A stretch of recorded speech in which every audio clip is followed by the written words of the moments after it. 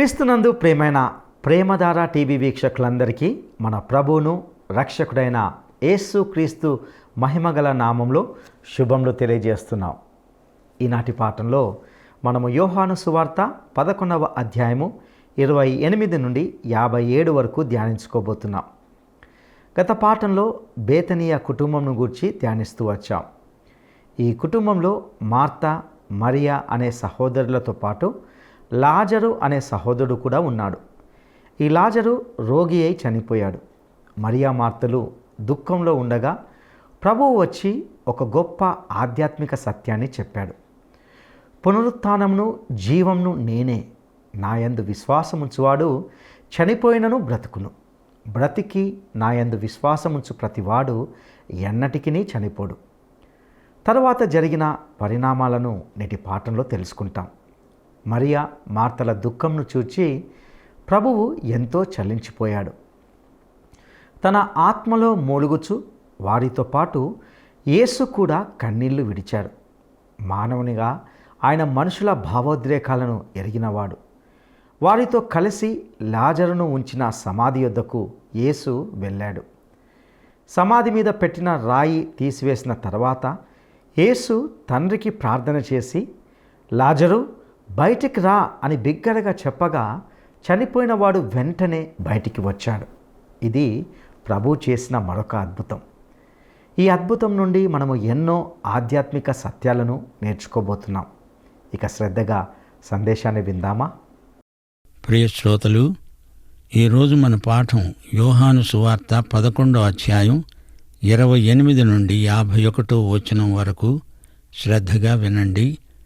Martha వెళ్ళి తన సహోదరి అయిన మరియను రహస్యంగా పిలిచింది.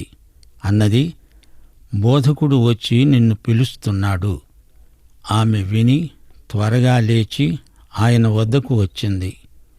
యేసు ఇంకా ఆ గ్రామంలోనికి రాక మార్త తనను కలుసుకున్న చోటనే ఉన్నాడు గనుక ఇంటిలో మరియతో కూడా ఉండి ఆమెను ఓదారుస్తూ ఉన్న యూదులు మరియ త్వరగా లేచి వెళ్లడం చూచి ఆమె సమాధి వద్ద ఏడవడానికి అక్కడికి వెళ్ళుతున్నది అనుకుని ఆమె వెంట వెళ్ళారు.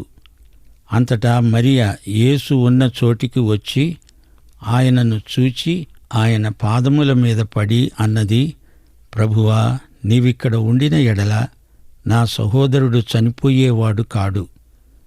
ఆమె ఏడవడము, ఆమెతో కూడా వచ్చిన యూదులు ఏడవడము యేసు చూచి కలవరపడి ఆత్మలో మూలుగుతూ అతన్ని ఎక్కడ ఉంచారు అని అడిగాడు. ప్రభు, వచ్చి చూడు అన్నారు వారు. యేసు కన్నీరు విడిచాడు. కాబట్టి యూదులు చెప్పుకున్నారు, అతన్ని ఈయన ఎలాగు ప్రేమించాడో చూడండి. వారిలో కొందరన్నారు, గుడ్డివారి కన్నులు తెరచిన ఈయన ఇతన్ని చావకుండా చెయ్యలేడా? యేసు మరల తనలో మూలుగుతూ సమాధి వద్దకు వచ్చాడు. అది ఒక గుహ, దానిమీద ఒక రాయి పెట్టి ఉంది. యేసు, రాయి తీసివేయండి అని చెప్పగా చనిపోయిన వాని సహోదరి అయిన మార్త అన్నది, ప్రభువా, అతడు చనిపోయి 4 దినములైనది గనుక ఈ పాటికి వాసన కొడుతుంది. అందుకు యేసు అన్నాడు, నీవు నమ్మితే దేవుని మహిమ చూస్తావని నేను నీతో చెప్పలేదా? అంతట వారు ఆ రాయి తీసివేశారు. యేసు కన్నులు పైకెత్తి ప్రార్థిస్తూ అన్నాడు, తండ్రి, నీవు నా మనవి విన్నందున నీకు కృతజ్ఞతాస్తుతులర్పిస్తున్నాను. నీవు ఎల్లప్పుడూ నా మనవి వింటున్నావు అని నేనెరుగుదును. గాని నీవు నన్ను పంపావని చుట్టూ నిలిచి ఉన్న ఈ జనసమూహము నమ్మునట్లు వారి నిమిత్తమై ఈ మాట అన్నాను. ఆయన అలాగు చెప్పి బిగ్గరగా అన్నాడు, లాజరు, బయటికి రా. చనిపోయినవాడు కాళ్ళు చేతులు ప్రేత వస్త్రములతో కట్టబడినవాడై వెలపలికి వచ్చాడు. అతని ముఖానికి రుమాలు కట్టి ఉన్నది. అంతట యేసు వారితో అన్నాడు, అతని కట్లు విప్పి పోనీయండి. 44వ వచనం. ప్రియ సోదరీ సోదరులారా, వింటున్నారా? మార్త వెళ్ళి రహస్యంగా మరియకు చెప్పింది. అయితే అది రహస్యం కాదు. ఎందరో జనం సమాధి దగ్గర సమకూడారు. ఆమె యేసును కలుసుకోవడానికి వెడుతున్నది. వారు మరోలాగా అనుకున్నారు. సమాధి వద్దకు ఏడవడానికి వెడుతున్నదనుకున్నారు. మరియ కూడా మార్త అన్నట్లే, ప్రభువా, నీవిక్కడ ఉంటే లాజరు బతికి ఉండేవాడు అన్నది. ఆ తరువాత ప్రభువు శిష్యులతో మరో సందర్భంలో, నేను వెళ్ళిపోవడం మీకు ప్రయోజనకరం అన్నాడు. ఎందుకని? యేసు భౌతికంగా ఇక్కడ ఉన్నంతకాలం ఆయన శక్తిని భౌతికానికి పరిమితం చేస్తారు. యేసు పైకి వెళ్ళితేనే కాని పరిశుద్ధాత్మ రాడు. పరిశుద్ధాత్మ వచ్చిన తరువాత యేసు సర్వత్రా ఉండగలడు. ఈ రోజున యేసు విశ్వాసిలో ఉండగలుగుతున్నాడు అంటే పరిశుద్ధాత్మ వల్లనే. ఈ సత్యం మా శ్రోతలు గ్రహించాలి. యోహాను సువార్త 16వ అధ్యాయం 7వ వచనం. ప్రభు అన్నాడు, నేను వెళ్ళిపోవడం వలన మీకు ప్రయోజనకరం. నేను వెళ్ళని ఎడల ఆదరణకర్త మీ వద్దకు రాడు. నేను వెళ్ళిన ఎడల ఆయనను మీ వద్దకు పంపుతాను. సమాధి వద్ద అందరూ ఏడుస్తుంటే యేసు కూడా కన్నీరు కార్చాడు. చూచారా శ్రోతలు, మన బాధతో యేసు కూడా బాధ నొందుతాడు. మన దుఃఖాన్ని ఆయన పంచుకుంటాడు. ఆయన ఆత్మలో మూలిగాడు. యేసు మన పట్ల ఎంతో సానుభూతి గలవాడు. మరణం వల్ల మానవులు పడే బాధ, శోకము ఎంత తీవ్రమైనవో ప్రభువు ఎరగనివాడు కాడు. యోహాను సువార్తలో యేసు యొక్క దేవత్వం ఎక్కువగా చూపబడింది. అయితే ఈ సందర్భంలో యేసు మానవతను చూడగలం. లాజరును ఎక్కడ సమాధి చేశారు? అతని సమాధి ఎక్కడా అని ప్రభువు అడుగుతున్నాడు. యేసు మన కన్నీటితో తన కన్నీరు కలుపుతున్నాడు. యేసు గుండెలో మూలుగు. మరణం విచారకరమే, బాధాకరమే. యేసు ఏడ్చాడు. ఏడ్చే లాజరు స్నేహితులతో తానూ ఏడ్చాడు యేసు. ఈయన లాజరును ఎంత ప్రేమించాడో చూడండి అన్నారు యూదులు. గాని యేసు లాజరు కోసం ఏడవలేదు. బతికి ఉన్న అతని బంధుమిత్రాదుల కోసం ఏడ్చాడు. గుడ్డివాని కండ్లు తెరిచినవాడు లాజరును చావకుండా చెయ్యలేకపోయాడు అనుకుంటున్నారు.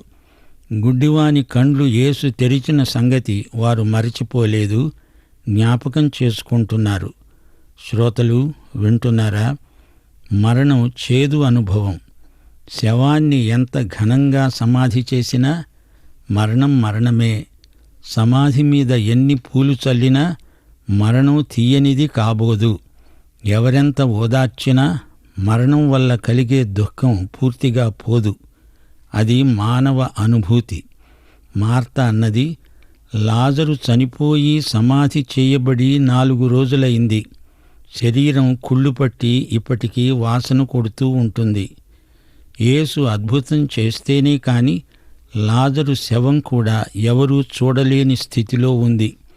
అందరూ వినగలిగేటట్లు యేసు బిగ్గరగా ప్రార్థన చేశాడు.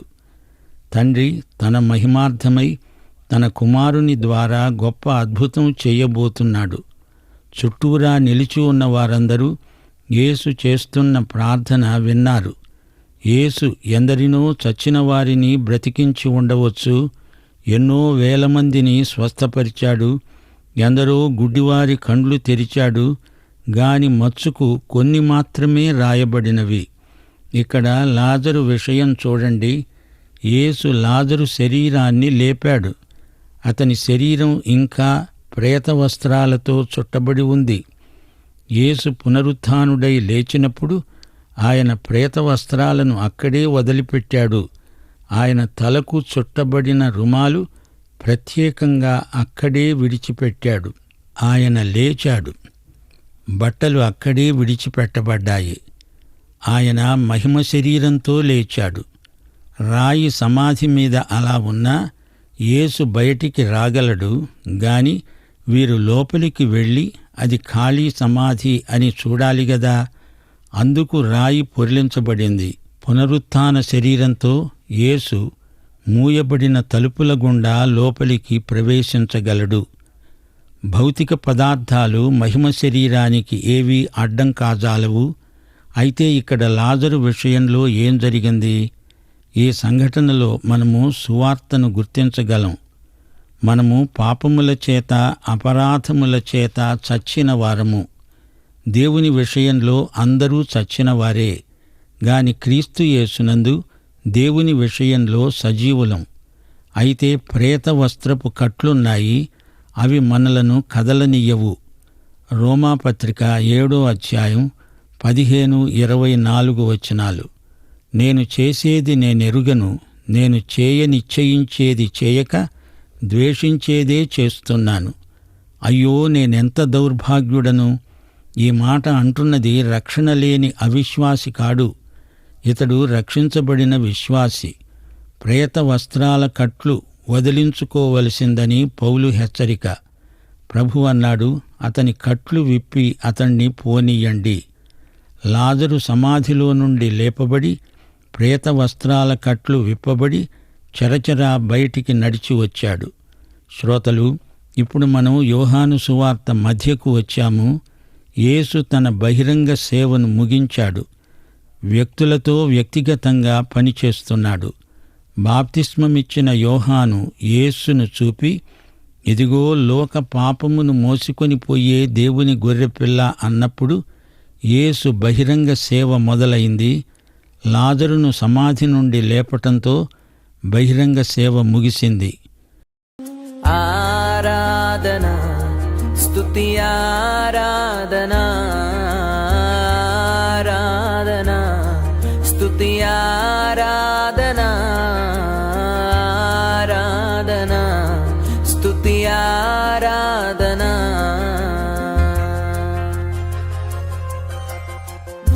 నీ వంటి వారు ఒక్కరును లేరు, నీవే అతి శ్రేష్ఠుడా.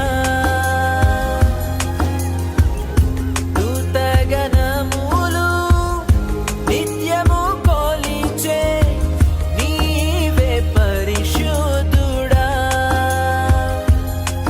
నిన్న నేడు మారని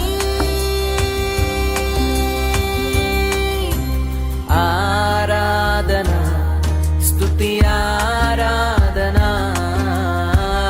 ఆరాధన స్తుతి ఆరాధన ఆరాధన స్తుతి ఆరాధన.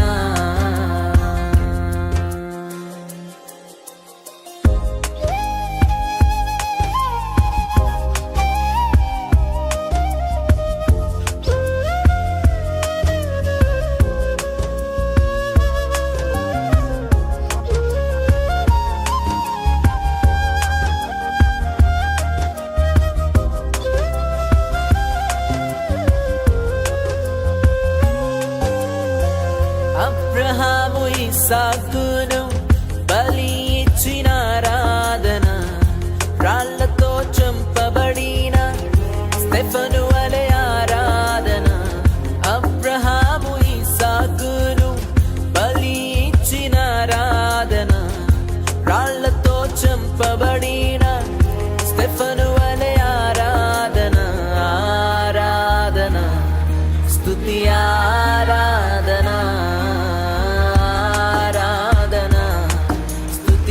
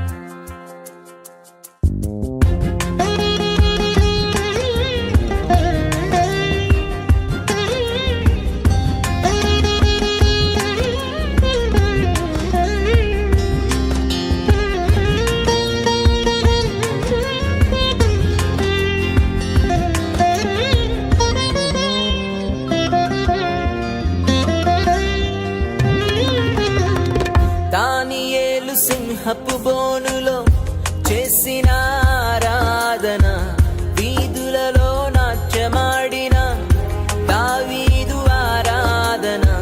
దానియేలు సింహపు బోనులో చేసిన ఆరాధన, వీధులలో నాట్యమాడిన దావీదు ఆరాధన. ఆరాధన స్తుతి ఆరాధన, ఆరాధన స్తుతి ఆరాధన. నీ వంటి వారు ఒక్కరును లేరు, నీవే అతి శ్రేష్ఠుడా. దూతగణములు నిత్యము కొలిచే నీవే పరిశుద్ధ. యేసు మరణానికి ముందు 48 గంటల సంఘటనలను గురించి రాసినంత ఆయన జీవితంలోని మొదటి 32 సంవత్సరాల 11 నెలల 3 వారాల 5 రోజుల సంఘటనలను గురించి రాశాడు ఈ రచయిత. మిగతా 3 సువార్తల్లో కూడా యేసు జీవితంలోని చివరి 8 రోజుల వృత్తాంతం ఎక్కువగా రాశారు. 4 సువార్తల్లో కలిపి మొత్తం 89 అధ్యాయాలున్నాయి. వీటిలో 4 అధ్యాయాలు యేసు జీవితంలోని మొదటి 30 సంవత్సరాల జీవితం రాయబడింది. 85 అధ్యాయాలు ఆయన జీవితంలోని చివరి 3 సంవత్సరాల వృత్తాంతం రాయబడింది. ఈ 85 అధ్యాయాలలో 27 అధ్యాయాలు యేసు జీవితంలోని చివరి 8 గంటల్లో జరిగింది రాయబడింది. ఈ సువార్తల్లో 3 పండగలు పేర్కొనబడ్డాయి. యేసు జీవితంలోని చివరి భాగాన్ని ఎక్కువగా ఈ సువార్తికుడు వివరించాడు. యేసు మరణ పునరుత్థానాలకు ఎక్కువ ప్రాధాన్యం ఇవ్వబడింది. యేసు మరణము పునరుత్థానము లేకపోతే సువార్తే లేదు.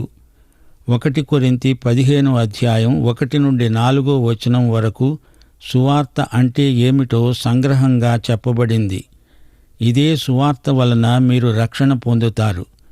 క్రీస్తు మృతి చెందాడు, సమాధి చేయబడ్డాడు, 3వ రోజున లేపబడ్డాడు. ఇదంతా లేఖనముల ప్రకారమే జరిగింది. 45వ వచనం నుండి మరియ వద్దకు వచ్చి ఆయన చేసిన కార్యమును చూచిన యూదులలో అనేకులు ఆయన యందు విశ్వాసముంచారు. కాని వారిలో కొందరు పరిసయ్యుల వద్దకు వెళ్ళి యేసు చేసిన కార్యములను గూర్చి వారికి చెప్పారు. కాబట్టి ప్రధాన యాజకులు పరిసయ్యులు మహాసభను సమకూర్చి అన్నారు, మనం చేస్తున్నదేమిటి? ఈ మనుష్యుడు అనేక సూచక క్రియలు చేస్తున్నాడే. మనము ఈలాగు ఆయనను చూస్తూ ఊరకుండిన ఎడల అందరూ ఆయన యందు విశ్వాసముంచుతారు. అప్పుడు రోమీయులు వచ్చి మన స్థలాన్ని మన జనమును ఆక్రమించుకుంటారు. అయితే వారిలో కయప అనే ఒకడు ఆ సంవత్సరము ప్రధాన యాజకుడై ఉండి వారితో అన్నాడు, మీకేమీ తెలియదు. మన జనమంతా నశించకుండా ఒక్క మనుష్యుడు ప్రజల కోసం చనిపోవడం మీకు ఉపయుక్తమని మీరు ఆలోచించుకొనరు. తనంతట తానే ఈలాగు చెప్పలేదు గాని ఆ సంవత్సరం ప్రధాన యాజకుడయ్యాడు గనుక యేసు జనము కోసము, ఆ జనము కొరకు మాత్రమే కాక చెదరిపోయిన దేవుని పిల్లలను ఏకముగా సమకూర్చడానికి చావనై ఉన్నాడని ప్రకటించాడు. ఆ దినము నుండి వారు ఆయనను చంపడానికి ఆలోచిస్తున్నారు. 53వ వచనం. ప్రియ సోదరీ సోదరులారా, వింటున్నారా? వీరు వేట కుక్కలు, ప్రభువు వెంట పడుతున్న మతనాయకులు. ప్రధాన యాజకుడు సద్దూకయుడు. వీరు అద్భుతాలను నమ్మరు, పునరుత్థానాన్ని అసలే నమ్మరు. పరిసయ్యులు మతనాయకులు, అతిభక్తివాదులు. పరిసయ్యులకు సద్దూకయులకు అసలు పడదు. అయితే యేసుకు వ్యతిరేకంగా అందరూ కలిశారు. ఆయనను సిలువ వేయడానికి కుట్రాలోచనలు చేస్తున్నారు. యేసును వదిలించుకోవడానికి అందరూ ఏకమవుతారు. నాటి నుండి నేటి వరకు ఇదే తంతు కొనసాగుతున్నది. దేవుని వాక్యములోని క్రీస్తును గుర్తించని పండితులు, గుడ్డి నాయకులు. లేఖనములోని క్రీస్తును గుర్తించి విశ్వసించి వెంబడించేవారే దేవుని బిడ్డలు. వీరెప్పుడూ కొద్దిమందే, అల్పసంఖ్యాకులే. మూక ఉమ్మడిగా జనం యేసు వెంట పడుతున్నారని మతనాయకులు కంగారు పడుతున్నారు. యేసును బట్టి ఏదో విప్లవం రావచ్చునని వారు భయపడ్డారు. రోమియులు వచ్చి మన మీద పడతారని బెదిరిపోతున్నారు. భయం, అనుమానం అనేవి చాలామందిని యేసుకు దూరం చేస్తున్నాయి. క్రైస్తవ సంఘాలలో కూడా కొన్ని చోట్ల వాక్య సత్యము పక్షాన విశ్వాసులు నిలువలేకపోతున్నారు, భయపడుతున్నారు. రోమియుల చేతిలో అనేకులు నాశనమవ్వకుండా ఒక్క మనిషి జాతి కోసం చనిపోవడం మంచిది అనే సిద్ధాంతాన్ని కయప ప్రతిపాదిస్తున్నాడు. క్రీస్తు శకం 70వ సంవత్సరంలో వీరు యేసును సిలువ వేసిన తరువాత టైటస్ అనే రోమా సేనాపతి యూద జాతీయులనెందరినో ఊచకోత కోసి విడిచాడు. ఆ సంవత్సరం కయప ప్రధాన యాజకుడయ్యాడు. ఆ తరువాత అతని మామ అన్న ప్రధాన యాజకుడవుతాడు. కయప రాజకీయ ప్రవచనం సరిగానే ధ్వనిస్తున్నది గాని ఇతడేమీ ప్రవక్త కాడు. బిలాము పాత నిబంధనలో ప్రవచించినట్లు దేవుడు కయప నోట ఈ మాట పలికించాడు. 54వ వచనం. యేసు అప్పటి నుండి యూదులలో బహిరంగముగా సంచరించక అక్కడి నుండి అరణ్యమునకు సమీప ప్రదేశములోనున్న ఎఫ్రాయిము అనే ఊరికి వెళ్ళి అక్కడ తన శిష్యులతో కూడా ఉన్నాడు. యూదుల పస్కా పండుగ సమీపమై ఉన్నది గనుక అనేకులు తమను తాము శుద్ధి చేసుకోవడానికి పస్కా రాకమునిపే పల్లెటూళ్లలో నుండి యెరూషలేముకు వచ్చారు. వారు యేసును వెతుకుతూ దేవాలయములో నిలువబడి తమలో తాము చెప్పుకున్నారు, మీకేమి తోస్తున్నది? ఆయన పండుగకు రాడా ఏమిటి? ప్రధాన యాజకులు, పరిసయ్యులు ఆయన ఎక్కడ ఉన్నది ఎవనికైనా తెలిసి ఉన్న ఎడల తాము ఆయనను పట్టుకోగలిగేటట్లు తమకు తెలియజేయాలని ఆజ్ఞాపించారు. సోదరీ సోదరులారా, వింటున్నారా? మతనాయకులు మరీ రెచ్చిపోయారు. బహిరంగ ప్రకటనలు చేస్తున్నారు. యేసు ఎక్కడ ఉన్నాడో ఆచూకీ చెప్పండి, అతన్ని పట్టుకుంటాము అంటూ ప్రకటిస్తున్నారు. ఎఫ్రాయిము మన్యం అంతా అడవి. యేసు తన శిష్యులతో మన్యం ప్రాంతంలో ఉండిపోయాడు. పస్కా పండుగ వస్తోంది.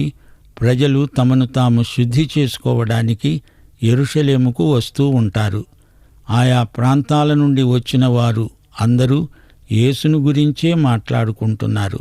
సన్హెద్రిను సభికులు ఆయన కోసం ప్రతి స్థలాన్ని గాలించి చూస్తున్నారు.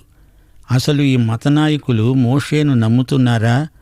మోషేను నమ్మని వారు ఎన్ని అద్భుతాలు చూచినా, చనిపోయి లేచిన వారిని చూచినా నమ్మరు.